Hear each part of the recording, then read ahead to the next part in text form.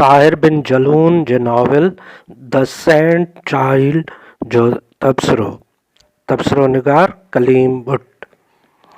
सन 1985 में फ्रांसीसी ॿोली में मार्कशी लेखक ताहिर बिन जलून जो नॉविल द सैंड चाइल्ड छपियो।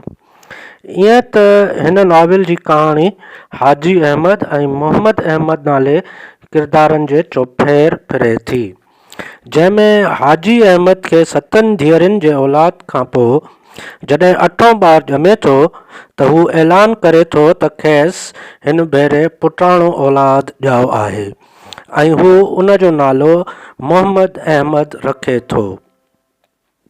असल में उहो ॿारु छोकिरो न पर छोकिरी आहे, जेको अॻियां हली सुञाणप जे मुंझारे में फासी पए थो ऐं उन हवाले सां पंहिंजे नोटबुक में लिखंदो वञे थो। हिन नॉविल में मराकशी समाज ऐं ख़ासि करे उते पुटाणे औलाद जी अहमियत ऐं उन ते अजायो फ़ख्रु करण वारियुनि ॻाल्हियुनि जी निशानदही कयल आहे। पर हिन नॉविल जो असल कमाल कहाणी ॿुधाइण जो तरीक़ो ऐं मुख़्तलिफ़ माण्हुनि वातां साॻी कहाणी खे मुख़्तलिफ़ पुॼाणियूं ॾियण वारो अंदाज़ सभ खां मज़बूत पासो आहे। कहाणी छा आहे? उहा त लफ़्ज़नि जी जादूगरी आहे, जंहिंमें कहाणी ॿुधाईंदड़ हिकु सहरतारी कंदो हलंदो आहे। जेकॾहिं को कहाणी ॿुधाईंदड़ उहो सहरतारी नथो करे सघे त उहो नाकाम कहाणी ॿुधाईंदड़ सॼो वेंदो आहे। कहाणी लफ़्ज़नि जो ख़ूबसूरत ॼार हूंदी आहे, जंहिंमें ॿुधंदड़ या पढ़ंदड़ मच्छीअ जियां फासी पवंदो आहे। हिन नॉविल जे सुफ़े नंबर 163 ते जलून लिखियो आहे त कहाणी हिकु घर जियां हूंदी आहे। हिकु पुराणो घर, मुख़्तलिफ़ तह, कमरा, विरांडा, दर ऐं दरियूं, ताला ऐं राहदारियूं, अजायूं ख़ाली जायूं, भितियूं उन जी याददाश्त थींदियूं आहिनि। हुन जे कंहिं पथर खे थोरो रगड़ियो, उन ते पंहिंजो कनु रखो ऐं अव्हां ॻाल्हियूं ॿुधण लॻंदा। अनकोट। हिन नॉविल जी शुरूआत मराकश जे हिकु घिटी में हिकु किस्सा गो जे किस्से ॿुधाइण सां थिए थी, जंहिंजी उहा दावा आहे त हुन वटि मोहम्मद अहमद जो उहो नोटबुक आहे जंहिं ते हुन पंहिंजी ज़िंदगी जो अहवाल लिखियो। हू वक़्फ़े वक़्फ़े सां उन मां पना बि पढ़ंदो हले थो, जंहिंमें अहमद ॾांहुं लिखियल ख़त बि ॾिनल आहिनि।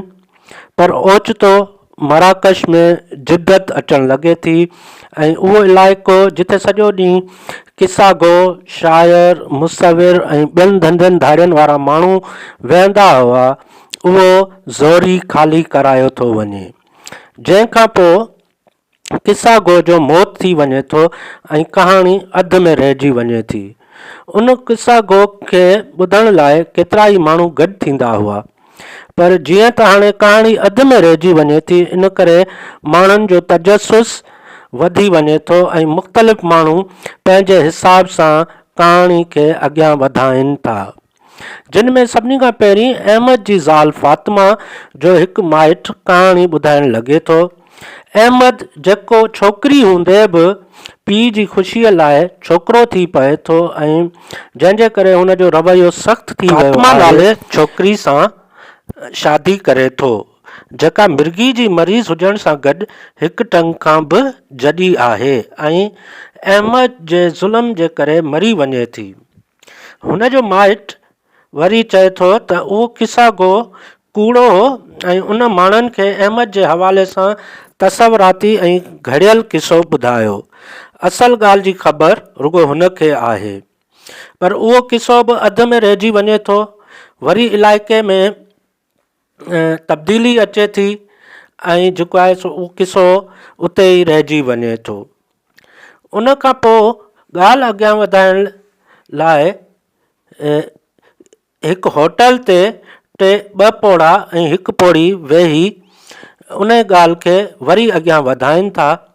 उन्हनि मां पहिरियों सलीम जे नाले सां हिकु कारो ग़ुलाम आहे जेको अहमद जे किसे खे अॻियां वधाए थो। हुन मूजिबि अहमद पंहिंजे सुञाणप जी ॻोल्हा में घर छॾे हलियो वियो ऐं हिकु सर्कस जो हिसो बणियो। उन सर्कस जो मालिक हुन सां जिंसी ॾाढाई कंदो हो, जंहिंखां पोइ अहमद उन जो क़त्ल करे छॾियो। पर हिन किसे सां वरी अमार इख़्तिलाफ़ कंदे चवे थो त जीअं त हू ग़ुलाम आहे ऐं संदसि ज़हन में ग़लाज़त भरियल आहे, इन करे हुन सॼे किसे में पंहिंजी ज़हनी ख़्वाहिशनि खे नमूदार कयो आहे ऐं अहिड़ी तरह हू किसो ॿुधाइणु शुरू करे थो।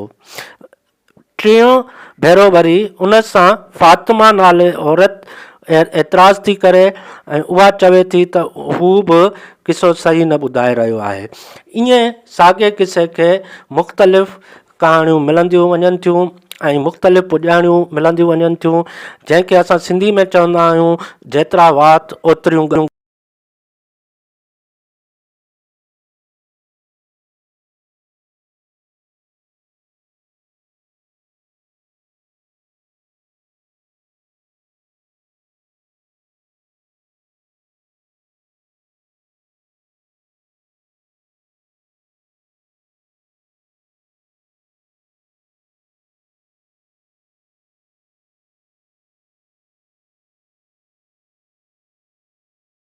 ऐं हक़ीक़त किथे